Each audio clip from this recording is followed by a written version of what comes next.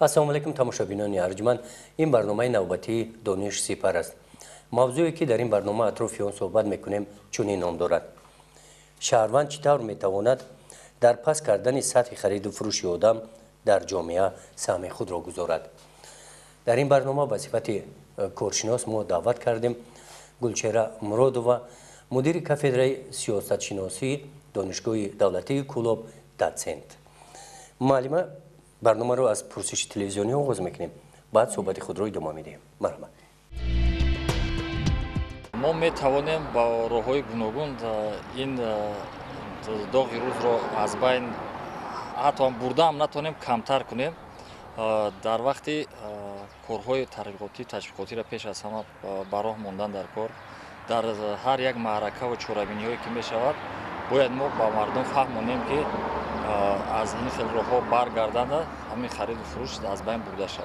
طبق قانون‌های عملکننده جمهوری تاجیکستان خرید و فروش آدمان قطعاً منع است، ولی متاسفانه بعضی حالت‌هایی می‌شود که بسیار شهروندان ما با هر بهانه و فریب، با هر وعده‌های خوشخولی بیرون از مرز جمهوری با واسطه شخصان علاهیده همچون مهاجر برآورده میشن و در نتیجه دچار اون میگردند که همون شناسنامه و حجت‌های لازمه که شخصیتی هر یک آدم را معین میکنه در دست آدمای چنین آدمای ناخلف میزند. برای همین دیگه با امکاناتی گشته اومده نمیتوانند. برای همین من گمان میکنم که برای پیشگیری چنین حادثه های نامطلوب که ساکن جمهوری عزیز ما هست و در خود شناسنامه هم گفته شده است که جمهوری تاجیکستان هر یک گرجدانین خود را در کدام قلمروی که نباشد حمایت میکند. من فکر میکنم که برای پیشگیری کردن چنین حادثه های نامطلوب اهل جماعتچگی و تمام شهروندان هم دیهگان باید که در این مسئله برکنار نیستند. یک مثال عادی که البته ما میدونیم که فرهنگ ما، مدنیت ما که هر یک شهروند ما، رفیق ما، جوره ما یا همدیهای ما که بر خارج از کشور سفر میکند، البته او درباره سفر خود به کسی میگوید که من به همونجا سفر دارم. باید که همین مصلحتی البته آدمایی که به همین شخصیت مهاجرت‌های مهنتی وابسته شدند باید البته به دستور آنها رفتن در کار نیست. ولی خوشبختانه بسیار خوب شده است که پیش از رفتن به واسطه تشکیلات‌های مخصوص و مهاجرت مهنتی نزد وزارت مهنت حفظ اجتماعی، وزارت مهنت و شغل اهالی جمهوری تاجیکستان از کورس‌های کوتاه مدت می‌گذرند و خیلی خوب می‌شود که در این مسئله باید اونها دستور داشته باشند، چون که گرفتاری چنون فریفته و همین آدمایی که به همین کار دست میزنند به همین گرفتار نشوند. باید قید کرد که شهروندان در پس کردن خرید و فروش آدم به نسبت به مقامات‌های دولتی، نسبت به مقامات‌های حفظ حقوق و نسبت به تشکیلات‌های بین‌المللی و تشکیلات‌های جمعیتی سهمی کلان دارند. برای چی؟ چون که شهروندان دوم یک شهروند در یک روز با چندین نفر آدم شهروندای دیگر در تماس، در معرکه‌ها، در چاره‌بین‌ها و اینجا برادر بسیار هم خوب گفتن که برای پس کردن همین خفی خرید و فروش آدم خوب میشد که در معرکه و چاره‌بینی ها تشویقات و ترغیبات بسیار بگذرد. البته در معرکه های توی، در مهمونی و غیره یگان مقامات یا یگان تشکیلات آمده اشتراک کردن نمیتواند. شهروندان میتوانند در همون وقتی که با همدیگر در همون معرکه ها در چاره‌بینی ها واخوردن اویدی مسئله های داغ روز گپ زنند.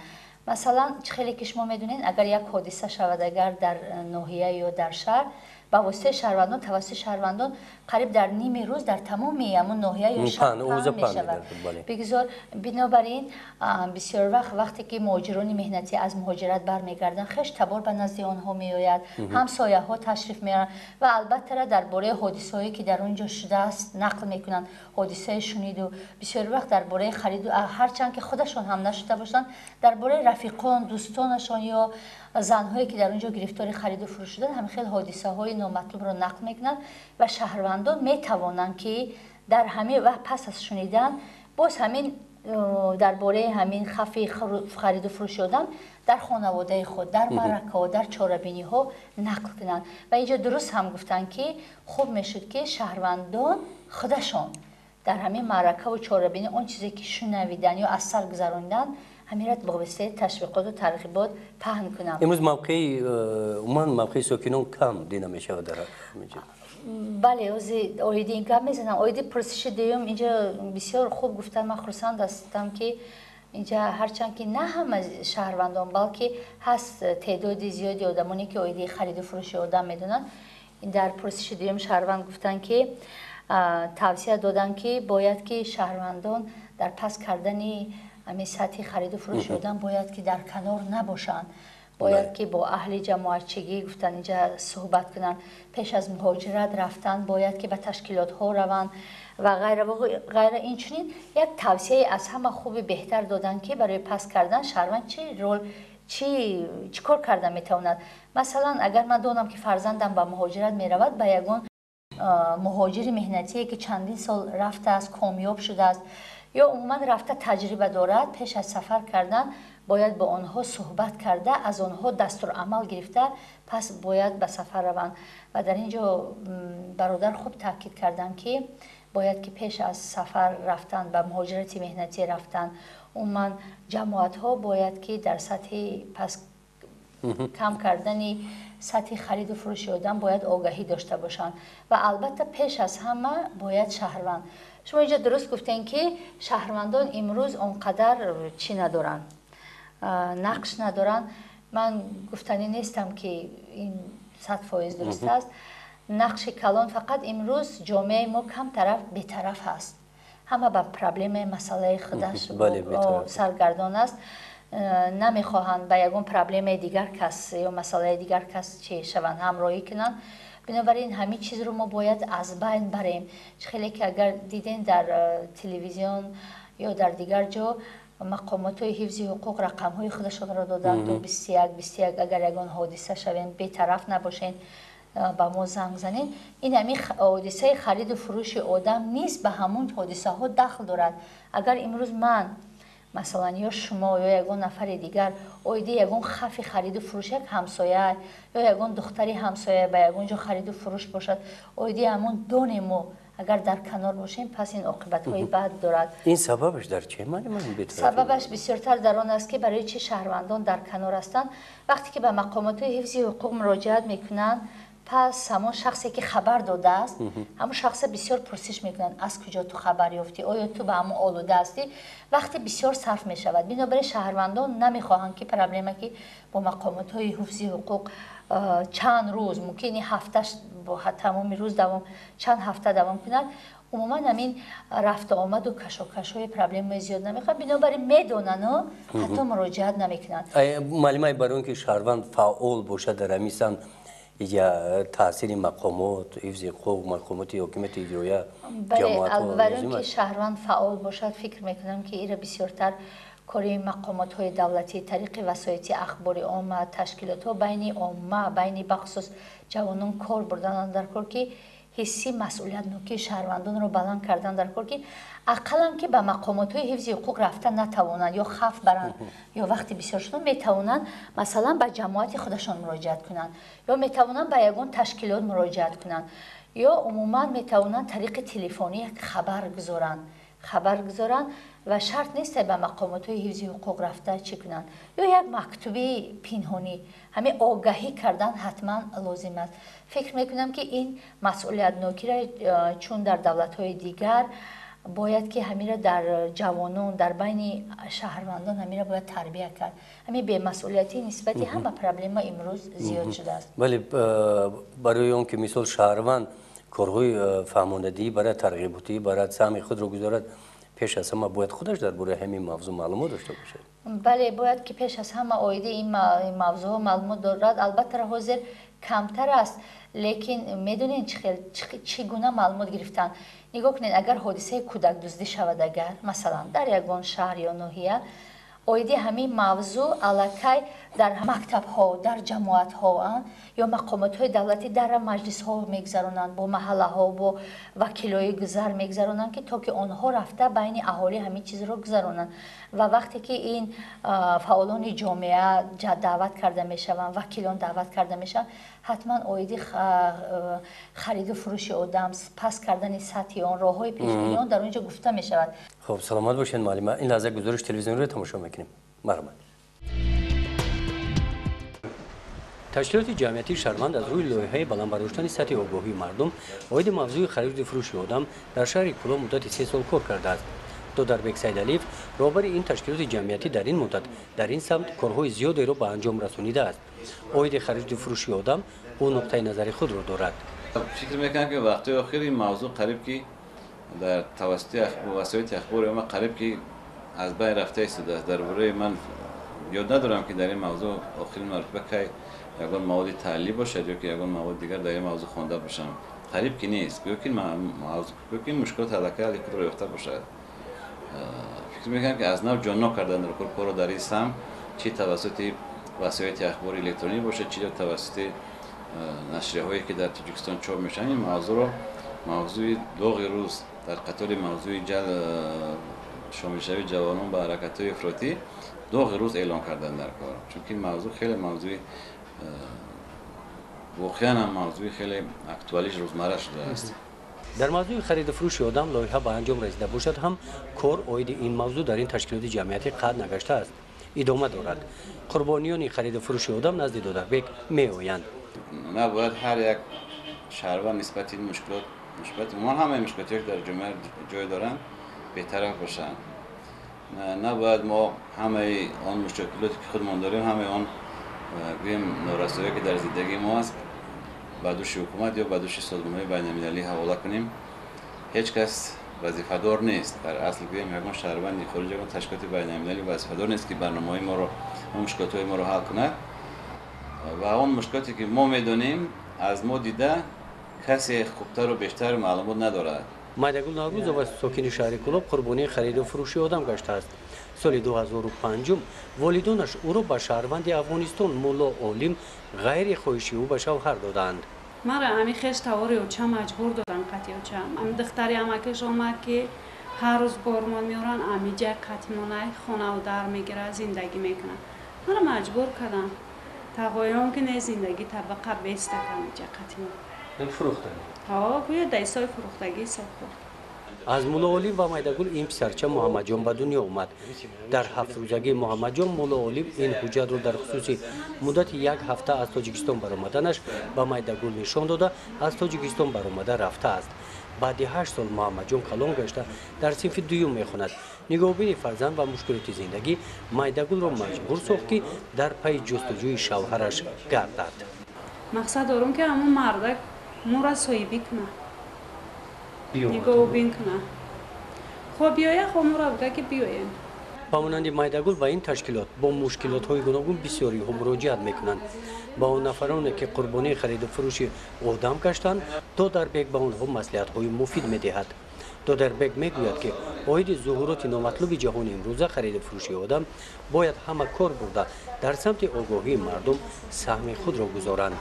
نه همه میتونن سهمگذار باشند در بلند برداشتن سطح آگاهی مردم از حالتهای خرید و فروش، حالتهای به خرید و قاچاق انسان افتادن شهروندان ما. من فکر میکنم آنهایی که توسط آموزش‌های چی تشکیلات‌های بین الخلقی چی تشکیلات‌های غیر دولتی محلی علاقه دانش ملک‌ها گرفتن آنها وظیفه دارن که در محل کارها رو برن. فرض کردیم در مکتب باشد در کدوم محلی نباشد در یگان معرکه باشد از شرکتی فرض کردیم 5 نفر باشد 10 نفر باشد استفاده بره درباره همین خوف قربانی خرید و فروش شهروندان ما باید دایم معلومات دهد که دیگران هم آگاه شوند. شرط نیست که من که امکانیت میشد توسط تلویزیون یا گازیته برآمد میکنم. من در محل‌ها در صحبت‌های علایده وقتی که امکان هست که من چیزی رو به دیگران فهمونم باید این رو حتما کنم. البته سهم هر یک شهروند سهم هر یک متخصص یا که اونهایی که علاقه این چیز آگاه خیلی اهمیت کلان دارد. از تشکیلات جمعیتی شهروند در خصوص پیدا نمودن سراغ شوهرش مایدگل معلومات گرفته از نزد زودربک با خرسندی برآمده رفت. بسیار گزارش خوب بود. من باید قید کنم که من نیز در این تشکیلات جمعیتی شهروند اویدی همین برنامه کاهش دادن سطح خرید و فروش آدم کار کردم و در اینجا بسیار درست سید علی قید کردم که امروز همین مسئله مبارزه بر علیه خرید و فروش آدم هم طریق وسایل اخبار عامه خیلی کم به نظر می رسد. قریب که دیده نمی شود. ما همین جامعه ما یک کمبودی همین دارد که اگر یگان مسئله داغ روز پیدا شد طریق تلویزیون عموما وسایل اخبار عامه قریب تا یک ماه دو ماه همون را بسیار چی میکنیم حل و فصل میکنیم. مثلا امروز گرویدن جوانان با گروه های اکستریمیستی دیگر مسئله ها رو یک کنار میگذاریم، پس مسئله های دیگر فراموش میشوند با دو یگان پرابلم دیگر پیدا شدن. اگر خوب میشد که همین مسئله های داغ روز پرابلم این خرید و فروش آدم و مبارزه بر ضد نشمندی گرویدن جوانان همچون یک نقشه چاره‌بینی کرده اقلا ماهی یک مرتبه منتظم یعنی منتظم بله نه اون وقت که یگان پرابلم پیدا شد یگان مسئله پیدا شد یا یگان کودک خرید و فروش شد یا در جامعه خیلی پرابلم همین رو منتظم از روی نقشه چاره‌بینی اگر که در بین اهالی در بین شهروندان پهن کنن هم طریق وسایل اخباری عامه این فکر میکنم نتیجه خوب میدهد و بسیار یک چیزی درست گفتن که اینجا تشکیلات های بین الخلقی و تشکیلات های جمعیتی مقامات های دولتی دیگر فقط برای حل کردن پرابلم ما مثلا وقتی خود را صرف نمیکنیم این پرابلم پیش از همه ما است. ما شهروندان باید نگاه نکنیم نه به فعالیت مقامات های دولتی مقامات های اونها کاری خودشان رو میکنن ما باید کاری خودمون رو کنیم. برای این باز تکرار هم شود باید بگیم شهروندان باید مسئولیت‌ناک باشند. همین حادثه های خرید و فروش رو دیدن سری وقت به همین چنین تشکیلات ها من فکر میکنم اگر به چنین تشکیلات ها دعوت کنن این همش مخفی است. هیچ وقت آدمی که خبر داد یک خبر داد اویدی خرید و فروش آدم برای پیشگیری کردن این پرابلم ها یا این خبرها همش کانفیدنسیالی مخفی است. ما مثلا یا همین مقامات های حفظی حقوق هیچ وقت همون شهروندی که اویدی همین مسئله خبر داده است اون رو آشکار نمیکنن. بنابراین من اینجا ممکن تلفن های باوری باشد. بله تلفن های باوری بدن که ما تا حتی وقتی که به ما زنگ میزدن ما نامناسب آنها رو پرسان نمیشتیم لیکن افسوس که تشکیلات های جمعیتی وقتی که برنامه ها تمام شد همه تلفن های باوری قطع کرده میشوند فعالیت نمیکنن.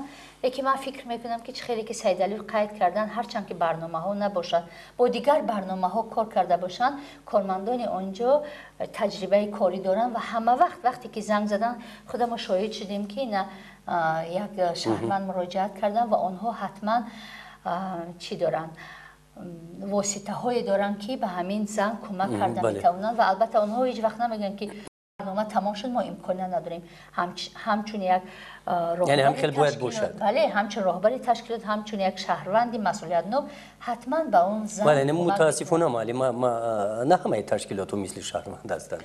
بله البته تشکیلات جمعیتی رو ما در بله تشکیلات هایی که بسیارتر همین مسائل سر و کار دارن اگر بسیار تشکیلات ها نشد من فکر میکنم که وقتی که به جماعت مراجعت میکنن مثلا نگاه کنید در یک عائله خیلی خبر میرد که دختر من مثال به یک خارجی به شوهر میده نه به افغانستان همه خیلی حادثه ها بودن یا دخترم به دبی به کار میرود بسیارتر همین خرید و فروش آدم با اختیاری با خواهش شخصی همه آدم میرود آدم ها فکر میکنن که وقتی که با خواهش خودش میرود این جنایت نیست. اگر که همین را مثال با راه فهماندهی که مثلا شهروند میتواند به همین مانع شود با راهی فهماندهی اگر که مثال پدر مادر رو نفهمید میتونن آهسته به یک فعال جامعه مثال به دیرکتور مکتب به جماعت مراجعت کنند. فکر میکنم که این شخصان فعال حتما کمک میکنند. بله این لحظه سوال است از جانب تماشابینان. تشکر. درباره خرید و فروش آدم از کی معلومات بیشتر در کاره؟ شما خیلی که در اول گفتین افسوس که امروز معلومات ها درباره مبارزه علیه خرید و فروش آدم اویدی همین کم وزیر مثلا موادهای اطلاعاتی کم پهن کرده می شوند طریق وسایل اخباری عامه پهن چی کرده می شوند بنابراین شهروندان می توانند مثلا نه معلومه وزیر اینجا سببش چیه که کم امروز معلومات من گفتم که ما همین خیلی خصوصیت داریم که وقتی که همین درباره همین موضوع کمتر دور رفتیم دیگر همین موضوع خوب میکنه با مس پرابلم های دیگر داریم هرچند موضوع روز است هرچند داغ روز است تا آن وقتی که مهاجرت مهنتی هست خرید و فروش آدم و مبارزه علیه اون همه وقت هست همه وقت امروز در دنیا میلیون ها خرید و فروش فقط مثال این پرابلم که پنهانی است هر کس آیدی اون گپ نمیزند بنابراین یک پیدا می شود اگر در جامعه شد در یک دو سه کس شد یک همین خیلی پخش میکنن پهن میکنن آوازه می شود و با همین باز همین موضوع باز به موقع دوم میگذره بنابراین شهروندان کم معلومات دارن لیکن میتوانند شهروندان اگر که مثلا من میخوام که درباره خرید و فروش آدم مثلا به خدمات های مهاجرت هست وزیر در همه ناحیه ها طریق وسایل اخباری اینترنت هست سامانه ها مثلا مبارزه علیه خرید و فروش آدم شعبه کارهای داخلی هست برای شعبه کارهای داخلی تشکیلات های جمعیتی هستند که من فکر میکنم که به آنجا مراجعت کنن اگر حتما آیدی این موضوع چی معلومات میگیرن و خوب میشد که در فرودگاه ها مثلا طریق تلویزیون هم خیلی طریق کاست ها دیسک هست که چطور خرید و فروش آدم را پیشگیری باید کرد خب بوکلت ها هست بوکلت ها هستن بوکلت رو نه همه میخونن لیکن طریق دیسک ها همه تماشا میکنن اگر خوب میشد که در همین فرودگاه ها همین آیدی همین رولک های اجتماعی رولک های اجتماعی دیسک ها پخش کرده میشدن اگر فکر میکنم آیدی موضوع آگاهی مردم بهتر میشد سوال دیگر معلومه شهروند و کدام راهها میتواند در سطح پست کردن خرید و فروش آدم حصه خود را گذارد شهروند هرچند که مثلا شهروند من فکر میکنم که نسبت مقامات های حفظی قانون نسبت مقامات تشکیلات به نهایت در پس کردن سطح خرید و فروش آدم نقش کلان دارد من امروز باز تاکید کردم چند راه یکمش که وی میتواند که در معرکه و چهارراه ها تشویقات و ترغیبات برد اگر فهمید آیدی خرید و فروش آدم میتواند به تشکیلات ها به مقامات های دخلدار خبردار کند دوم آن است که بین همدیگر آیدی این موضوع صحبت کرده مثلا در پس کردن سطح کم بضاعتی طریق البته فعالان سطح خرید فروش سطح خرید فروش آدم معلومات پهن کنه نه من به فکر شما روزی هم ممکنه همین سطح کم بضاعتی هم تاثیر میرساند سطح کم بضاعتی هم تاثیر میرساند ولی بسیارتر همین در شهروندان دیده و دانسته نگاه کنین که دیده و دانسته عضوهای خود رو میفروشند دیده و دانسته فرزندای خودشون از جهت سطح کم بضاعتی پس بدن میفروشند و این البته سبب های اقتصادی شده میتونن عامل اساسی شده میتونن بنابراین هر یک شهروند اگر که در کنار نباشد مسئولیتی بلند داشته باشد میتواند آیدی پس کردن سطح خرید و فروش آدم نقش کلان داشته باشد ولی معلومات چی گفتنی در جنبه است در جنبه گفتنی هستم که اگر شهروندان عزیز آیدی خرید و فروش آدم در محله در ناحیه در شهر در بین یگان خش تبار اگر اقلا یگان معلومات داشته باشند اگر شنیده باشند اگر میتوانند همین را در بین نزدیکان خودشان بخصوص میتوانند معلمان در بین مکتب بچه ها همین آیدی همین پس کردن سطح خرید و فروش آدم معلومات پهنند یا اگر که آگاه باشند که همین خیلی حادثه ها وجود دارد